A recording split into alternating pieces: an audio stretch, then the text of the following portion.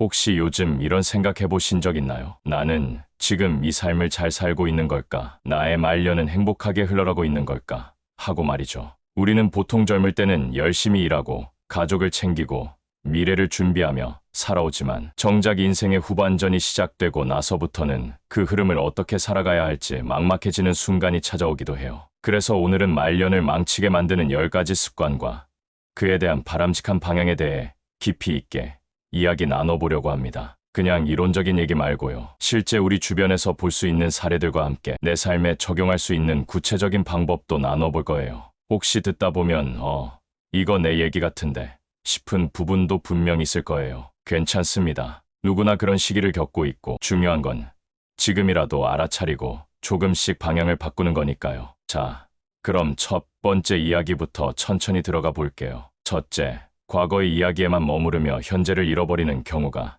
참 많습니다. 친구들과 만나면 꼭 나오는 말이 있어요. 내가 젊었을 땐 마리아로 시작하는 이야기들 말이죠. 옛날에 회사에서 임원으로 일하면서 수많은 사람들을 지휘하던 이야기, 젊었을 땐 동네에서 운동도 잘하고 인기도 많았다던 이야기, 다들 내 말만 들었지 하고 자랑하던 시절 말이에요. 물론 그런 시절이 있었기에 지금의 내가 있는 거고 추억은 소중한 거예요. 하지만 그 이야기를 너무 자주 꺼내고 그 안에만 머물러 있다 보면 지금 나와 함께 있는 사람들에게는 이 사람은 과거에만 사는구나라는 인상을 줄 수 있어요. 현재를 살아가는 사람은 매력적이지만 과거에 머문 사람은 점점 고립되기 쉽거든요. 그래서 바람직한 방법은 과거는 추억으로만 간직하고 지금 내가 뭘 하고 있고 어떤 걸 배우고 있고 어떤 재미를 느끼고 있는지를 더 많이 나누는 거예요. 예를 들어 요즘 사진 배우고 있는데 너무 재미있어. 요즘 글쓰기 연습하는데 나한테 딱 맞는 취미 같아. 이렇게요. 현재에 집중하는 태도가 바로 멋진 말년을 만드는 첫걸음입니다. 둘째,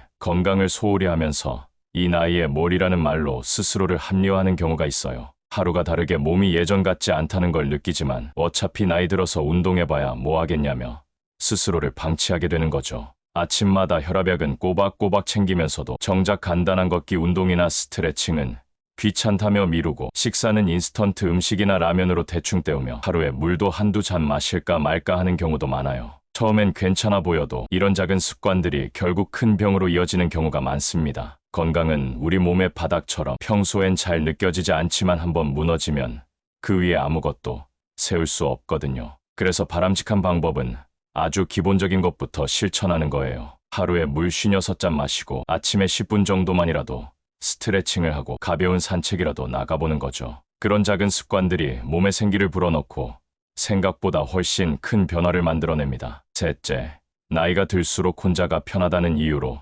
사람을 점점 멀리하게 되는 경우가 많습니다. 그냥 나 혼자가 제일 편해. 사람 만나는 거 귀찮고 시끄러워. 이렇게 말하면서 점점 고립되어 가는 거죠. 친구들 모임이 있어도 몸이 안 좋아서 바빠서 라며 빠지고 연락 오는 친구에게도 다음에 보자 하며 넘기고 심지어 자식이나 손주와의 대화도 줄어들게 돼요. 처음엔 그 편함이 좋지만 어느 순간 주변에 아무도 없다는 걸 느끼게 되고 외로움이라는 감정이 조용히 파고들기 시작합니다. 사람은 혼자서도 살 수 있지만 함께 있을 때 훨씬 더 행복하게 살아갈 수 있는 존재예요. 그래서 바람직한 방법은 꼭 많은 사람을 만나라는 게 아니라 나에게 진짜 편하고 따뜻한 관계 하나만 유지해도 충분하다는 겁니다. 예를 들면 한 달에 한 번이라도 친구에게 안부 전화를 하거나 손주와 영상 통화를 하면서 하루를 나누는 것도 좋아요. 그 작은 연결이 내 삶을 따뜻하게 만들어줍니다. 넷째, 돈을 너무 아껴서 결국 자신에게 아무런 기쁨을 주지 못하는 삶을 사는 경우가 있어요. 물론 미래가 불안하니까 혹시라도 병원비가 필요하지 않을까 싶어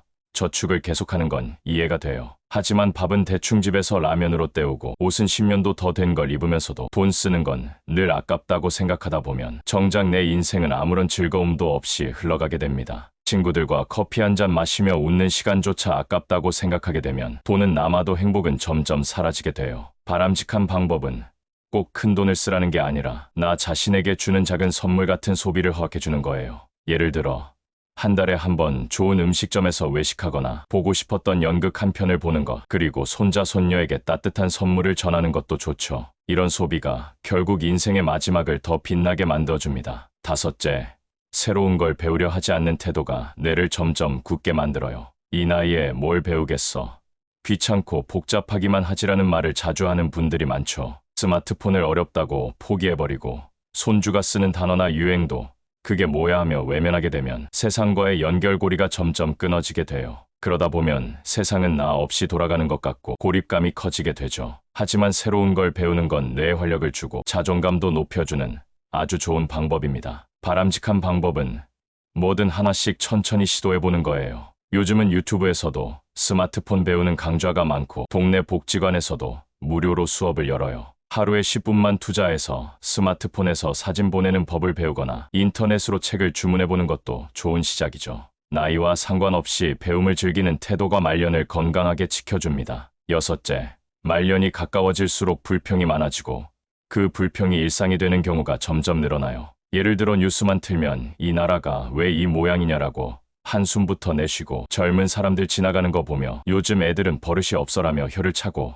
자식이나 손주에게도 내가 좀 더 잘했어야지 하며 괜한 잔소리로 상처를 주는 거죠. 처음에는 단순한 푸념이지만 이게 습관이 되면 내 입에서 나오는 말들이 점점 독이 되고 주변 사람들을 멀어지게 만드는 독소가 됩니다. 사람들은 따뜻한 말, 긍정적인 기운을 가진 사람 곁에 있고 싶어 하지 늘 불만 가득한 사람 옆엔 가까이 가고 싶지 않거든요. 그래서 바람직한 방법은 의식적으로 감사할 일을 하나씩 찾아보는 거예요. 오늘도 아침에 눈 떴다는 것, 따뜻한 밥을 먹었다는 것, 하다못해 햇살이 좋아서 기분이 괜찮았다는 것도 감사의 이유가 됩니다. 그렇게 감사하는 마음을 자주 표현하다 보면 불평은 줄고 자연스럽게 주변 사람들의 미소가 다시 돌아올 거예요. 일곱째, 자기 연민에 빠져 스스로를 작게 만드는 분들이 의외로 많습니다. 나는 이제 쓸모가 없어.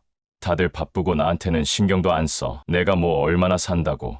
이런 말들을 스스로에게 자꾸 하게 되면 정말로 삶이 그만큼 쪼그라들게 되거든요. 주변에서 조금만 무심하게 굴어도 괜히 서럽고 내 존재 자체가 하찮게 느껴지기 시작해요. 그런데 사실 말년이라는 건 그 어느 때보다 내 삶을 풍요롭게 만들 수 있는 시기입니다. 내가 해온 모든 시간을 정리하고 이제는 나를 위한 시간을 누릴 수 있는 기회니까요. 그래서 바람직한 방법은 자기를 존중하는 연습을 해보는 거예요. 매일 아침 거울을 보며 오늘도 괜찮아. 난 충분히 잘하고 있어라고 말해보는 것부터 시작해도 좋고 내가 잘했던 일, 내가 사랑받았던 순간들을 종이에 적어보는 것도 좋아요. 내가 나를 사랑하는 방법을 알아갈수록 말년은 더 단단하고 빛나는 시기로 바뀔 수 있어요. 여덟째, 마음속에 맺힌 감정들을 오랫동안 품고 사는 것. 다시 말해 용서를 못하는 게 오히려 내 삶을 더 무겁게 만드는 일이 많아요. 그 인간은 평생 못 잊어. 그때 날 그렇게 만든 그 사람은 아직도 생각만 해도 속이 뒤집혀. 이런 말들 우리 주변에서 자주 듣는 말이잖아요. 그런데 가만히 보면 그 사람이 내 인생에서 차지하는 비중은 이미 작아졌을 수도 있는데 나는 여전히 그 사람 때문에 분노하고 있고 내 마음은 여전히 갇혀 있어요. 사실 용서는 그 사람을 위한 게 아니라 나 자신을 자유롭게 풀어주는 거거든요. 바람직한 방법은 그 사람의 잘못을 정당화하는 게 아니라 이제는 내 마음을 위해 그 짐을 내려놓는 거예요. 편지라도 한 장 써보세요. 직접 전하지 않아도 괜찮아요. 종이에 다 써 내려가면서 감정을 정리하는 것만으로도 마음이 한결 가벼워지고 다시 새로운 기운이 들어설 공간이 생깁니다. 아홉째, 하루하루를 특별한 의미 없이 흘려보내는 분들도 많습니다. 아침에 일어나서 TV를 틀고 채널만 돌리다 잠깐 졸고 점심 먹고 다시 소파에 누워서 시간을 때우다가 밤이 되면 오늘도 뭐 한 게 없네 하면서 후회하는 하루를 반복하게 되는 거죠. 이렇게 반복되는 일상은 어느 순간 삶의 활력을 빼앗고 무기력하게 만들어버려요. 하지만 하루에 단 한 가지라도 내가 주도적으로 정한 목표가 있다면 이야기는 달라져요. 예를 들어 오늘은 마당에 있는 화분 하나를 옮겨볼 거야. 책 한 장이라도 꼭 읽어보자. 손주한테 손편지를 한번 써볼까. 이런 소소한 목표들이 하루를 특별하게 바꿔주고 내가 살아있음을 느끼게 해줍니다. 바람직한 방법은 매일 아침 스스로에게 오늘의 작은 계획 하나를 정해주는 거예요. 그리고 그걸 해냈을 때 스스로에게 잘했어라고 말해주는 거죠. 하루를 의미 있게 살아가는 습관이 말년의 삶 전체를 건강하게 바꿔줄 수 있어요. 열째, 죽음을 지나치게 두려워하면서 현재를 망가뜨리는 경우가 참 안타깝게 느껴질 때가 있어요. 물론 나이 들수록 몸이 여기저기 아프고 주변 사람들의 부고 소식도 자주 들려오다 보니 죽음에 대한 생각이 많아지는 건 자연스러운 일이에요. 하지만 그 생각에만 사로잡혀 나 죽으면 어떡하지? 언제 어떻게 갈지 모르니 무섭다는 말만 하면서 하루를 살아간다면 정작 지금 살아있는 이 소중한 시간은 전혀 누리지 못하게 되는 거죠. 바람직한 방법은 죽음을 외면하지 않되 그걸 준비하는 쪽으로 생각의 방향을 바꾸는 거예요. 내 인생의 마무리를 더 아름답게 만들기 위한 준비라고 생각하면 오히려 더 담담하고 단단해질 수 있어요. 예를 들어 유언장을 한번 써보고 내가 남기고 싶은 말이나 글을 정리해보는 것도 좋은 방법이 될 수 있고, 평소에 미처 전하지 못한 고마움이나 사랑을 표현해보는 것도 좋습니다. 그렇게 현재에 충실하게 살아가는 마음이 오히려 죽음에 대한 두려움을 이겨내는 힘이 됩니다. 지금까지 말년, 당신은 지금을 망치고 있다라는 주제로 10가지 이야기를 하나하나 짚어봤습니다. 다시 정리하자면 우리는 종종 과거에만 머물러 현재를 놓치기도 하고, 건강을 돌보지 않은 채 무심히 하루를 흘려보내기도 하며, 혼자가 편하다는 이유로 사람과의 관계를 멀리하기도 합니다. 또 돈을 쓸 줄 모르고 배움을 멈추며 불평을 입에 달고 살고, 자기 자신을 작게 만들고 용서를 하지 못해 과거에 머물며 하루를 무기력하게 흘려보내고 죽음을 두려워하면서 지금 이 순간의 소중함을 망각하는 삶을 살게 되죠. 하지만 이런 것들은 우리가 충분히 의식하고 바로잡을 수 있는 부분들이고, 방향만 조금 바꾸면 말년의 삶도 얼마든지 따뜻하고